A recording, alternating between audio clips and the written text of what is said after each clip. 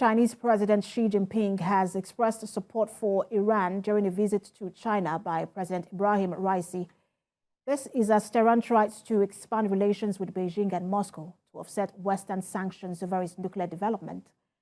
In a statement, President Xi said, quote, China supports Iran in safeguarding national sovereignty and resisting unilateralism and bullying, end quote. President Xi called for a proper resolution to the Iran nuclear issue, has expressed Beijing's solidarity with Iran amid global uncertainty. He told the Iranian president that China will continue to participate constructively in talks to resume negotiations on implementing the Iran nuclear agreement.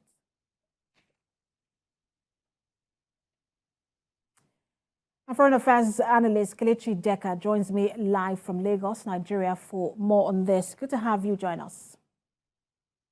It's my pleasure. Thank you. So many were expecting that if China was going to form any new alliance, it's probably going to be with India. But it looks like Iran seems to be the preferred of the countries to form that alliance with. When you look at China and Iran, what is the common ground and common interest between both countries? Yeah, presently, in international diplomacy and international relations, interests are not permanent. It keeps on shifting depending on developments and depending on where you think your interest is better protected. So as things are now, it appears to be temporarily in the interest of China to have an alliance with an Iran, maybe someone in the Middle East that is purely anti-West, or should I say anti-American, to see if it also helps to push America to appreciate the fact that China also has a leverage it can use. Coming to India, India is China's direct rival, even though their rivalry is not something that is so much pronounced. But everybody who understands the geopolitics of that region, especially geopolitics of the Himalayas region, will know that India is China's biggest rival. And anytime America wants to pitch its strength around there and overpower around, it seems to dance towards India to the detriment of China, like what has been happening in the last few months when the Apple phone has been moving out its industries from China to India. So what China is doing is what a lot of people expect it to do, to try as much as possible to see if it can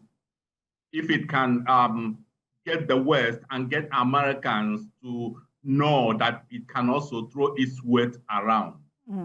But we know that Tehran is looking to sign some economic deals in China. But is this more of an economic alliance or a strategic and political alliance? Yeah, for now, it is more of economic and strategic, not political per se, because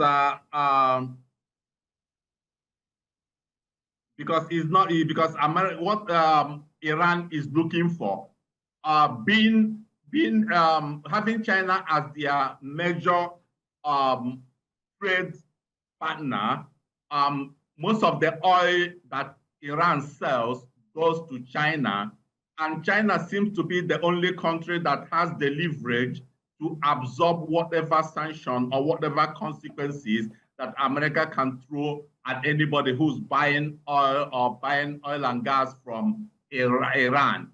So Iran sees China as the only country that has the strength and has the capability to stand against America for now.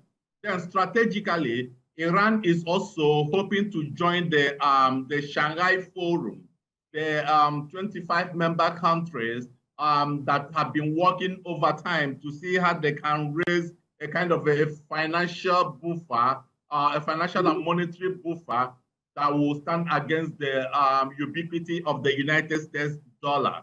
But how that admission will go, I'm not sure it will be fast as it is, because China is a very shrewd nation in the way it plays its own international politics. And talking about It China's, just to quickly come in here, because I don't want to lose this point you're making. It's interesting you mentioned China's politics. We see more of that alliance between China and Russia, and Russia and Iran. And then we're seeing the three countries aligning even more now, China, Russia, and Iran.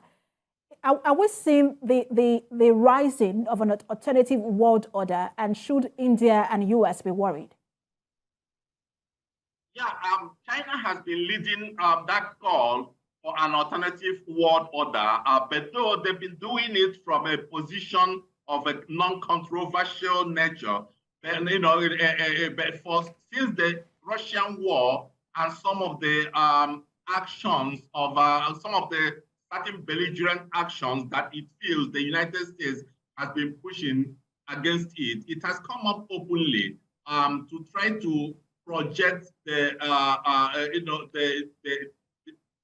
countries within its reach. But the thing is that because India and Brazil are part of those major nations that forms the bloc, and India and Brazil also seem to be somehow aligned to the United States. So that's why it's using the Shanghai Forum to be able to get more people to start listening to it. And what they first did was to get as much people as possible who will be able to sell their oil in local currencies aside from the dollar, which is part of the new monetary order they've been pushing for a long time.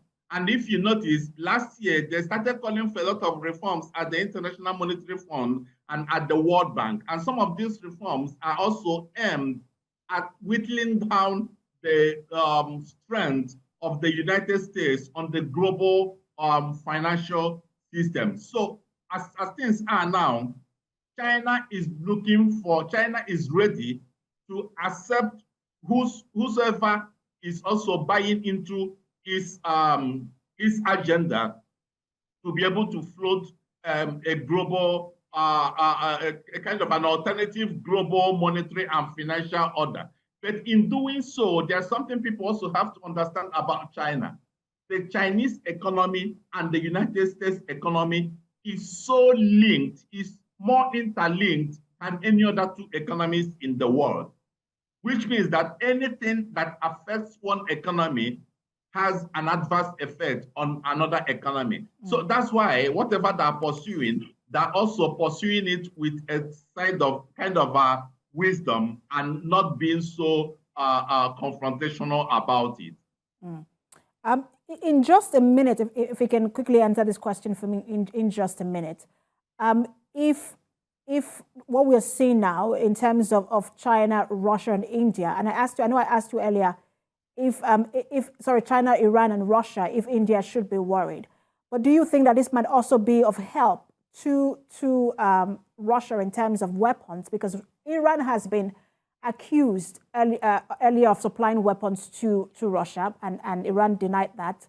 And then number two, if you think that nuclear weapon proliferation in Iran is beneficial to China and Russia, and if they can help revive the nuclear deal. It was Donald Trump that walked out of the nuclear deal. Biden came back and said that they're going to revive the nuclear deal. So as things are, the present United States government is ready to revive the nuclear deal. But China is also very cautious about arming Iran. Russia is also very cautious about arming Iran. You arm Iran, Israel becomes more belligerent. So when you shift the power within the region, it affects everybody. And China is also very cautious about doing things that might force Japan and South Korea to arm themselves nuclearly, because those are highly advanced technological countries. So if those two neighbors of China arm themselves, then China will not like it. And if you notice, in the nuclear non-first use policy, China is the most pacifist of all the 5 nuclear powers. So that's why they're playing the game in a way that they don't want to tilt the card. Yes, Russia is enjoying the game as things are now because it's also putting pressure away from what's happening in Ukraine. And it would like as many people as it wants to be on its side. Thank you so much for answering that question in exactly 1 minute. Thank you so much for talking to us. I'm Foreign Affairs Analyst Kelechi Deka. Thank you.